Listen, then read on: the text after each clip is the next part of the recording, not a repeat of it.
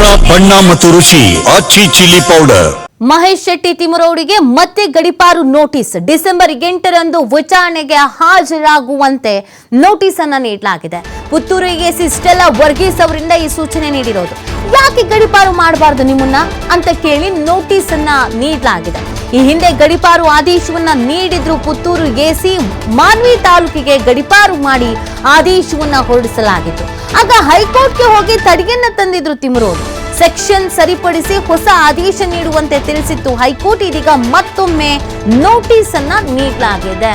ಕಾನೂನು ಸುವ್ಯವಸ್ಥೆ ಹಾಳಾಗತ್ತೆ, ಷಡ್ಯಂತ್ರ ಮಾಡ್ತಾರೆ, ಕುತಂತ್ರ ಕೆಲಸ ಮಾಡ್ತಾರೆ, ಅಲ್ಲಿನ ಸ್ವಾಸ್ಥ್ಯವನ್ನ ಕಾಪಾಡಿಕೊಳ್ಬೇಕಾಗತ್ತೆ, ಆ ಭಾಗದ್ದು, ಆ ಊರಿಂದು, ಆ ಜಿಲ್ಲೆಯದ್ದು ಅನ್ನುವಂತ ಕಾರಣಕ್ಕಾಗಿ ಯಾಕೆ ನಿಮ್ಮನ್ನ ಗಡಿಪಾರು ಮಾಡಬಾರ್ದು ಅನ್ನುವಂತ ನಿಟ್ಟಿನಲ್ಲಿ ನೋಟಿಸ್ ಅನ್ನ ಕೊಡಲಾಗಿತ್ತು. ಈ ಹಿಂದೆನೂ ಕೂಡ ನೋಟಿಸ್ ನೀಡಲಾಗಿತ್ತು. ಅಬ್ಸ್ಕ್ಯಾಂಡಿಂಗ್ ಆಗ್ಬಿಟ್ಟಿದ್ರು, ಎಲ್ಲಿ ಹೋಗಿದ್ರು ಅನ್ನೋದೇ ಗೊತ್ತಿರಲಿಲ್ಲ. ಅದಾದ್ಮೇಲೆ ಕೋರ್ಟ್ ಮೊರೆ ಹೋಗಿದ್ರು ಇದಕ್ಕೆ ತಡೆ ನೀಡಬೇಕು ಅಂತ.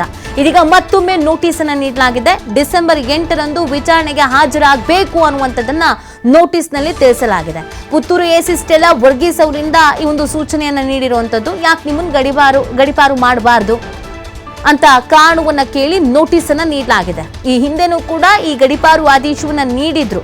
ಮಾನ್ವಿ ತಾಲೂಕಿಗೆ ಗಡಿಪಾರು ಮಾಡಿ ಆದೇಶವನ್ನ ನೀಡಲಾಗಿತ್ತು. ಬಟ್ ಆಗ ಇವರು ಎಲ್ಲೂ ಕಾಣಿಸ್ಕೊಂಡ್ಲೇ ಇಲ್ಲ. ಅದರ ಜೊತೆಗೆ ಹೈಕೋರ್ಟ್ಗೆ ಹೋಗಿ ತಡೆಯನ್ನು ಕೂಡ ತಂದಿದ್ರು. ಸೊ ಈ ಹಿನ್ನೆಲೆಯಲ್ಲಿ ಇದೀಗ ಮತ್ತೊಮ್ಮೆ ನೋಟಿಸ್ ಅನ್ನ ನೀಡಲಾಗಿದೆ. ಆಗ ಕೋರ್ಟ್ ಏನ್ ಹೇಳಿತು ಅಂದ್ರೆ ಸೆಕ್ಷನ್ ಸರಿಪಡಿಸಿ ಹೊಸ ಆದೇಶ ನೀಡಬೇಕು ಅಂತ ಹೈಕೋರ್ಟ್ ತಿಳಿಸಿತ್ತು. ಅದರಂತೆಯೇ ಇದೀಗ ಸೆಕ್ಷನ್ ಎಲ್ಲ ಸರಿಪಡಿಸಿ ಮತ್ತೊಮ್ಮೆ ನೋಟಿಸ್ ಅನ್ನ ಕೊಟ್ಟಿದ್ದಾರೆ. ಒಂದು ಪ್ರಕರಣದಲ್ಲಿ ಇವರ ಹೆಸರು ಸಿಕ್ಕಾಪಟ್ಟೆ ಮುಂಚೂಣಿಯಲ್ಲಿತ್ತು. ಜೊತೆಗೆ ಇವರ ಮನೆಯಲ್ಲಿ ಶಸ್ತ್ರಾಸ್ತ್ರಗಳು ಕೂಡ ಸಿಕ್ಕಿತ್ತು. ಅದರ ಆಧಾರದ ಮೇಲೂ ಕೂಡ ಇವ್ರ ಮೇಲೆ ಎಫ್ಐಆರ್ ದಾಖಲಾಗಿತ್ತು. ಇದೆಲ್ಲದರ ಜೊತೆಗೆ ಗಡಿಪಾರು ಮಾಡುವಂತ ಆದೇಶವನ್ನು ಕೂಡ ಹೊರಡಿಸಲಾಗಿತ್ತು. ಸೊ ಇದೀಗ ಮತ್ತೊಮ್ಮೆ ನೋಟಿಸ್ ಅನ್ನ ನೀಡಲಾಗಿದೆ. ಇದಕ್ಕೆ ಸಂಬಂಧಪಟ್ಟಂತೆ ಈಗ ಏನ್ ಮಾಡ್ತಾರೆ ತಿಮರೋಡಿ? ಕಾನೂನು ಹೋರಾಟ ಮಾಡ್ತಾರಾ? ಕಾನೂನು ಹೋರಾಟ ಮಾಡೋದಕ್ಕೆ ಆಪ್ಷನ್ಸ್ ಇದೆಯಾ? ಡಿಸೆಂಬರ್ 8ಕ್ಕೆ ವಿಚಾರಣೆಗೆ ಹಾಜರಾಗ್ತಾರಾ?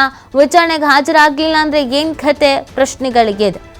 ಸೊ ಹಾಗಾಗಿ ಸಹಜವಾಗಿ ಈ ಪ್ರಕರಣದಲ್ಲಿ ನೋಟಿಸ್ ಕೊಟ್ಟಿರೋದು ಕುತೂಹಲಕ್ಕೆ ಕಾರಣವಾಗ್ತಾ ಇದೆ. ಮಹೇಶ್ ಶೆಟ್ಟಿ ತಿಮರೋಡಿ ಇಲ್ಲಿ ಇರೋದಕ್ಕೆ ಸೂಕ್ತ ಇಲ್ಲ ಅಂತ ಅನೇಕರು ಹೇಳಿದ್ದು ಉಂಟು. ಬೇಕು ಅಂತ ಕಿತಾಪತಿ ಮಾಡ್ತಾರೆ, ಷಡ್ಯಂತ್ರ ಮಾಡ್ತಾರೆ, ಕಾನೂನು ಸುವ್ಯವಸ್ಥೆ ಹದಗೆಡಿಸುವಂತ ಕೆಲಸವನ್ನ ಮಾಡ್ತಾರೆ, ಸಮಾಜದ ಸ್ವಾಸ್ಥ್ಯ ಹಾಳು ಮಾಡೋ ಕೆಲಸ ಮಾಡ್ತಾರೆ ಅಂತ ಆರೋಪಗಳೆಲ್ಲ ಕೇಳಿ ಬಂದಿತ್ತು. ಅದಲ್ಲದೇನೆ ಒಂದಷ್ಟು ಹೈಡ್ರಾಮಗಳು ಕೂಡ ನಡೆದಿತ್ತು. ಇದೇ ವಿಚಾರಕ್ಕೆ ಸಂಬಂಧಪಟ್ಟಂತೆಯೇ ಇವರಿಗೆ ನೋಟಿಸ್ ಅನ್ನ ಈ ಹಿಂದೆನೂ ನೀಡಲಾಗಿತ್ತು, ಗಡಿಪಾರು ಮಾಡಿ ಆದೇಶವನ್ನು ಹೊರಡಿಸಿ. ಆದರೆ ಆಗ ಕೋರ್ಟ್ ಮೊರೆ ಹೋಗಿದ್ರು. ಇದೀಗ ಡಿಸೆಂಬರ್ 8ಕ್ಕೆ ವಿಚಾರಣೆಗೆ ಹಾಜರಾಗಬೇಕು, ಯಾಕೆ ನಿಮ್ಮನ್ನ ನಾವು ಗಡಿಪಾರು ಮಾಡಬಾರ್ದು ಹೇಳಿ ನೋಡೋಣ ಅಂತ ಕಾರಣ ಕೇಳಿದ್ದಾರೆ. ಏನು ಕಾರಣ ಕೊಡ್ತಾರೆ, ಏನು ಹೇಳ್ತಾರೆ, ಅಲ್ಲೇ ಉಳ್ಕೊಳ್ಳೋದಕ್ಕೆ ಏನು ರೀಸನ್ ಇದೆ ಎಲ್ಲ ಇಂಪಾರ್ಟೆಂಟ್ ಆಗುತ್ತೆ. ತಮ್ಮ ಲಾಯರ್ ಮುಖಾಂತರವಾಗಿ ಉತ್ತರ ಕೊಡ್ತಾರೋ, ವಿಚಾರಣೆಗೆ ಹಾಜರಾಗ್ತಾರೋ, ಸಂಕಷ್ಟ ಎದುರಿಸ್ತಾರೋ, ಯಾವುದು ಬೇಡ, ಏನು ಮಾಡೋದಕ್ಕಾಗಲ್ಲ, ತಗ್ಲಾಕೊಂಡಿದ್ದೀನಿ ಅಂತ ಗಡಿಪಾರಿಗೆ ಒಪ್ಪಿಗೆ ಕೊಡ್ತಾರೋ ಗೊತ್ತಿಲ್ಲ. ಏನಾಗತ್ತೆ ಮಹೇಶ್ ಶೆಟ್ಟಿ ತಿಮರೋಡಿ ಅವರ ಕಥೆ ಅನ್ನೋದು ಪ್ರಶ್ನೆ. ಈಗಾಗಲೇ ಇವ್ರ ಮೇಲೆ ಅನೇಕ ಕೇಸಸ್ಗಳಿಗಿದೆ. ಒಂದಷ್ಟು ಆರೋಪಗಳನ್ನು ಕೂಡ ಹೊತ್ಕೊಂಡು ಕೂತಿದ್ದಾರೆ. ಒಂದಷ್ಟು ಹೈಡ್ರಾಮಗಳು ಕೂಡ ಇವ್ರ ಮನೆಯಲ್ಲೇ ನಡೆದಿದೆ ಅನ್ನೋದು ಕೂಡ ಇದೆ. ಇದೆಲ್ಲದರ ನಡುವೆ ಪುತ್ತೂರು ಎಸಿ ಸ್ಟೆಲ್ಲಾ ವರ್ಗೀಸ್ ಅವರು ಇದೀಗ ನೋಟಿಸ್ ಒಂದನ್ನು ಕೊಟ್ಟಿರೋದು. ಗಡಿಪಾರು ಯಾಕೆ ಮಾಡಬಾರ್ದು ನಿಮ್ಮನ್ನ ಅಂತ ಇದಕ್ಕೆ ಉತ್ತರ ಕೊಡ್ಬೇಕು ಇವ್ರು. ಇವಾಗ ಯಾವ ಥರ ಉತ್ತರ ಕೊಡ್ತಾರೆ ಅನ್ನೋದು ಕೂಡ ಇಂಪಾರ್ಟೆಂಟ್ ಆಗುತ್ತೆ. ಉತ್ತರ ಕೊಡೋಕೆ ಇವ್ರ ಹತ್ರ ಏನು ಪಾಯಿಂಟ್ಸ್ ಇದೆ ಅನ್ನೋದು ಕೂಡ ಇಂಪಾರ್ಟೆಂಟ್ ಆಗುತ್ತೆ. ನೋಡಿ, ಒಂದು ಜಿಲ್ಲೆ, ಒಂದು ಊರಿನಲ್ಲಿ ಕಾನೂನು ಸುವ್ಯವಸ್ಥೆ ಒಬ್ಬರಿಂದ ಒಬ್ಬ ವ್ಯಕ್ತಿಯಿಂದ ಹಾಳಾಗ್ತಾ ಇದೆ ಅಂತ ಅಂದಾಗ ಇದೊಂದು ಅವಕಾಶ ಇರುತ್ತೆ. ಬೇಡ ಇವರು ಸವಾಸ ಗಡಿಪಾರು ಮಾಡಿ ಅಂತ. ಬಟ್ ಈಗ ತಿಮರೋಡಿ ಅವರಿಗೆ ಇದು 2ನೇ ಬಾರಿ ನೋಟಿಸ್ ಕೊಡ್ತಾ ಇರೋದು. ಒಮ್ಮೆ ಆಗಲೇ ಕಾನೂನು ಹೋರಾಟ ಮಾಡಿದ್ರು, ಈಗ ಮತ್ತೊಮ್ಮೆ. ಈಗೇನು ಮಾಡ್ತಾರೆ ಮಹೇಶ್ ಶೆಟ್ಟಿ ತಿಮರೋಡಿ ಅನ್ನೋದು ಪ್ರಶ್ನೆ.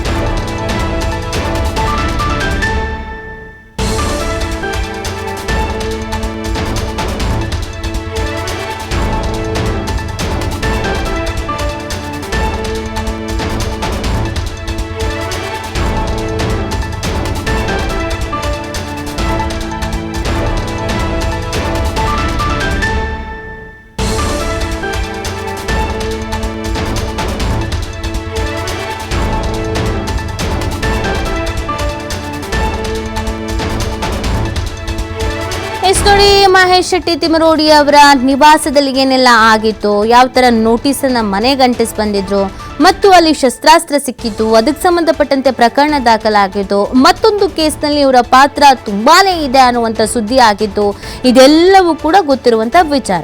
ಈ ಹಿಂದೆನೂ ಕೂಡ ನೋಟಿಸ್ ಅನ್ನ ಕೊಡ್ಲಾಗಿತ್ತು. ಬಟ್ ಆ ಕಾನೂನು ಹೋರಾಟ ಮಾಡ್ತೀವಿ ಅಂತ ಕೋರ್ಟ್ ಮೊರೆ ಹೋಗಿದ್ರು.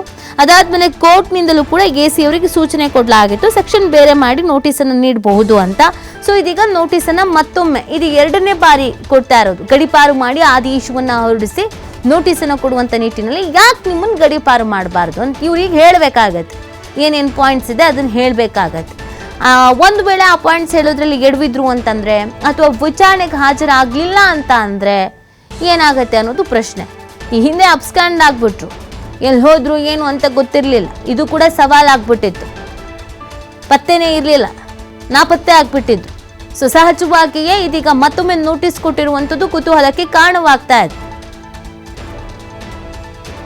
ನೇತ್ರಾವತಿ ನದಿ ತೀರದ ಕೇಸ್ನಲ್ಲಿ ಮಹೇಶ್ ಶೆಟ್ಟಿ ಅವರ ಹೆಸರು ಮುಂಚೂಣಿಯಲ್ಲಿ ಇತ್ತು. ಇವರದ್ದೇ ಷಡ್ಯಂತ್ರ ಅಂತೆಲ್ಲ ಆರೋಪಗಳು ಕೇಳಿ ಬಂದಿದ್ದುಂಟು. ಮತ್ತೆಗೆ ಆ ಮಾಸ್ಕ್ ಮ್ಯಾನ್ ಅಂತ ಕರೆಸ್ಕೊಳ್ತಾ ಇದ್ನಲ್ಲ, ಆತನಿಗೂ ಕೂಡ ಆಶ್ರಯ ಕೊಟ್ಟಿದ್ರು, ಆತ ಇವ್ರ ಮನೇಲೆ ಇದ್ರು ಅಂತ ಆತ ಉಲ್ಟಾ ಬೇರೆ ಹೊಡೆದಿದ್ದ. ಇದೆಲ್ಲ ಆದ್ಮೇಲೆ ಇವ್ರನ್ನ ಇಲ್ಲಿ ಇಟ್ಕೊಳ್ಳೋದು ಸೂಕ್ತ ಅಲ್ಲ. ಒಂದು ಕಿತಾಪತಿ ಮಾಡ್ತಾ ಇರ್ತಾರೆ, ನೆಮ್ಮದಿ ಹಾಳು ಮಾಡೋ ಕೆಲಸ ಮಾಡ್ತಾ ಇರ್ತಾರೆ, ಕಾನೂನು ಸುವ್ಯವಸ್ಥೆ ಹಾಳು ಮಾಡೋ ಕೆಲಸ ಮಾಡ್ತಿರ್ತಾರೆ ಅಂತ. ಈ ಬಗ್ಗೆ ಮಾಹಿತಿ ನೀಡ್ತಾರೆ ನಮ್ಮ ಪ್ರತಿನಿಧಿ ಆದಿತ್ಯ. ಇದೀಗ ಗಡಿಪಾರು ನೋಟಿಸ್ಗೆ ಕಾರಣ ಕೇಳಿ ನೋಟಿಸನ್ನು ನೀಡಿರುವಂಥದ್ದು. ಏನು ಮಾಡ್ತಾರೆ ಮಹೇಶ್ ಶೆಟ್ಟಿ ತಿಮರೋಡಿ? ಹಿಂದೆ ಕಾನೂನು ಹೋರಾಟ ಏನೋ ಮಾಡಿದ್ರು ಕೋರ್ಟ್ಗೆಲ್ಲ ಹೋಗಿ, ಬಟ್ ಈಗೇನು ಆಪ್ಷನ್ ಇದೆ ಅಂತ? ಹೌದು, ಮಹೇಶ್ ಶೆಟ್ಟಿ ತಿಮರೋಡಿ ಅವರಿಗೆ ಒಂದು ಕಾನೂನಾತ್ಮಕ ಸಂಕಷ್ಟಗಳು ಬಿಟ್ಟು ಬಿಡ್ಬೇಕಾಗ್ತಾ ಇರೋದನ್ನ ನಾವು ಗಮನಿಸ್ತಾ ಹೋಗ್ಬೋದು. ಈ ಹಿಂದೆ ಅಕ್ರಮ ಶಸ್ತ್ರಾಸ್ತ್ರದ ಒಂದು ಪ್ರಕರಣ ಆಯಿತು. ಅದಾದ ಬಳಿಕ ಗಡಿಪಾರು ಆದೇಶ ಕೂಡ ಅವರ ವಿರುದ್ಧ ಹೊರಡಿಸಲಾಗಿತ್ತು. ರಾಯಚೂರಿನ ಮಾನ್ವಿ ತಾಲೂಕಿಗೆ ಅವರಿಗೆ ಗಡಿಪಾರು ಆದೇಶವನ್ನ ಮಾಡಲಾಗಿತ್ತು. ಸೊ ಅದನ್ನ ಪ್ರಶ್ನೆ ಮಾಡಿ ಮಂಗಳೂರು ನ್ಯಾಯಾಲಯಕ್ಕೆ ಹೋಗಿದ್ರು, ಆದ್ರೆ ಅಲ್ಲಿ ಅದು ರಿಜೆಕ್ಟ್ ಆಗುತ್ತೆ. ಆ ಬಳಿಕ ಅವರು ಹೈಕೋರ್ಟ್ ಮೊರೆ ಹೋಗಿದ್ರು. ಹೈಕೋರ್ಟ್ ಮೊರೆ ಹೋದ ಬಳಿಕ ಅದಕ್ಕೆ ತಡೆಯಾಜ್ಞೆ ಸಿಕ್ಕಿ ಸೆಕ್ಷನ್ ಗಳನ್ನ ಬದಲು ಮಾಡಿ ಅಂತ ಪುತ್ತೂರು ಎಸಿ ಸ್ಟೆಲ್ಲಾ ವರ್ಗೀಸ್ ಅವರಿಗೆ ಸೂಚನೆ ಬಂದಿತ್ತು. ಹಾಗಾಗಿ ಈಗ ಮತ್ತೆ ಅವರಿಗೆ ಗಡಿಪಾರು ನೋಟಿಸ್ ರವಾನೆ ಆಗಿದೆ. ಯಾಕೆ ನಿಮ್ಮನ್ನ ಗಡಿಪಾರು ಮಾಡಬಾರ್ದು ಅನ್ನುವಂತಹ ರೀತಿಯ ಒಂದು ಕಾರಣ ಕೇಳಿ ನೋಟಿಸ್ ಅನ್ನ ಈಗಾಗಲೇ ಪುತ್ತೂರು ಎಸಿ ಸ್ಟೆಲ್ಲಾ ವರ್ಗೀಸ್ ಅವರು ಮಹೇಶ್ ಶೆಟ್ಟಿ ತಿಮರೋಡಿ ಅವರಿಗೆ ರವಾನಿಸಿರುವಂತದ್ದು. ಸೊ ಡಿಸೆಂಬರ್ 8ಕ್ಕೆ ವಿಚಾರಣೆಗೆ ಹಾಜರಾಗಬೇಕು, ಯಾಕೆ ನಿಮ್ಮನ್ನ ಗಡಿಪಾರು ಮಾಡಬಾರ್ದು ಅನ್ನುವಂಥ ವಿಚಾರಕ್ಕೆ ಸಂಬಂಧಪಟ್ಟ ಹಾಗೆ ಮಾಹಿತಿಯನ್ನ ಕೊಡಬೇಕು ಅಂತ ಅವರಿಗೆ ಸೂಚನೆಯನ್ನ ನೀಡಲಾಗಿದೆ. ಯಾಕಂದ್ರೆ ಈ ಒಂದು ಗಡಿಪಾರು ಆದೇಶ ಬಹಳ ಸದ್ದು ಸುದ್ದಿ ಮಾಡಿದ್ದು, ನೂರಾರು ಶವಗಳನ್ನ ಹೂತ ಪ್ರಕರಣ ಮುನ್ನೆಲೆಗೆ ಬಂದ ಸಂದರ್ಭದಲ್ಲಿ. ಯಾಕಂದ್ರೆ SITಯ ತನಿಖೆ ಬಹಳ ಸಾಂಗವಾಗಿ ನಡೀತಾ ಇದ್ದಂತ ಹೊತ್ತಿನಲ್ಲೂ ಕೂಡ ಒಂದಿಷ್ಟು ತನಿಖೆಯ ಹಾದಿಯನ್ನು ತಪ್ಪಿಸ್ತಾ ಇದ್ದಾರೆ, ಪ್ರಚೋದನಕಾರಿ ಹೇಳಿಕೆಗಳನ್ನ ಕೊಡ್ತಾ ಇದ್ದಾರೆ, ವಿವಾದಾತ್ಮಕ ಹೇಳಿಕೆಗಳನ್ನ ಕೊಡ್ತಾ ಇದ್ದಾರೆ ಅನ್ನುವಂತ ರೀತಿಯಲ್ಲಿ ಅವರ ವಿರುದ್ಧ ಆಕ್ರೋಶಗಳು ಮತ್ತು ಪ್ರಕರಣ ದಾಖಲಾಗಿ ಅವರು ಜೈಲಿಗೂ ಕೂಡ ಹೋಗಿ ಬಂದಿದ್ರು. ಸೊ ಅದೆಲ್ಲವೂ ಆದ ಬಳಿಕವೂ ಕೂಡ ಆ ಹೇಳಿಕೆಗಳ ಸರಮಾಲೆ ಅನ್ನುವಂಥದ್ದು ನಿಂತಿರ್ಲಿಲ್ಲ. ಸೊ ಇದಾದ ಬಳಿಕ ಬೆಳ್ತಂಗಡಿ ಪೊಲೀಸರು SIT ತನಿಖೆಗೆ ಇದು ಎಫೆಕ್ಟ್ ಆಗ್ತಾ ಇದೆ ಅನ್ನುವಂಥದ್ದನ್ನ ಮನಗಂಡು ಈ ಹಿಂದೆಯೇ 36 ಜನರ ಪಟ್ಟಿ ಇದ್ರು ಕೂಡ ಅದರಲ್ಲಿ ಪ್ರಮುಖವಾಗಿ ಮಹೇಶ್ ಶೆಟ್ಟಿ ತಿಮರೋಡಿ ಅವರ ಹೆಸರನ್ನ ಮುನ್ನೆಲೆಗೆ ತಂದು ಪುತ್ತೂರು ಎಸಿ ಸ್ಟೆಲ್ಲಾ ವರ್ಗೀಸ್ ಅವರಿಗೆ ಇದನ್ನ ಗಡಿಪಾರು ಮಾಡಬೇಕು ಅಂತ ಮನವಿಯನ್ನ ಮಾಡ್ತಾರೆ. ಕೂಡಲೇ ಅವರು ಗಡಿಪಾರು ಆದೇಶವನ್ನ ಕೂಡ ಹೊರಡಿಸಿದ್ರು. ಆ ಬಳಿಕ ಮಹೇಶ್ ಶೆಟ್ಟಿ ತಿಮರೋಡಿ ಅವರು ಎಬ್ಸ್ಕೊಂಡು ಆಗಿದ್ದು ಕೂಡ ಇದೆ. ಒಂದ್ ಕಡೆಯಿಂದ ಗಡಿಪಾರು, ಇನ್ನೊಂದ್ ಕಡೆಯಿಂದ ಅಕ್ರಮ ಶಸ್ತ್ರಾಸ್ತ್ರ ಪ್ರಕರಣ. ಸೊ ಇಷ್ಟು ರಿಲೀಫ್ ಸಿಕ್ಕಿದ್ದು ಹೈಕೋರ್ಟಿಗೆ ಹೋದ ಬಳಿಕ ಈಗ ಮತ್ತೆ ಅವರಿಗೆ ಕಾನೂನು ಸಂಕಷ್ಟ ಎದುರಾಗಿದೆ. ಸೊ ಡಿಸೆಂಬರ್ 8ರ ವಿಚಾರಣೆಯಲ್ಲಿ ಯಾವ ನಿರ್ಧಾರ ಬರುತ್ತೆ ಅನ್ನೋದೇ ಈಗಿರುವ ಕುತೂಹಲ. ಓಕೆ, ಥ್ಯಾಂಕ್ ಯು ಆದಿತ್ಯ ತಮ್ಮ ಡೀಟೇಲ್ಸ್ಗಾಗಿ.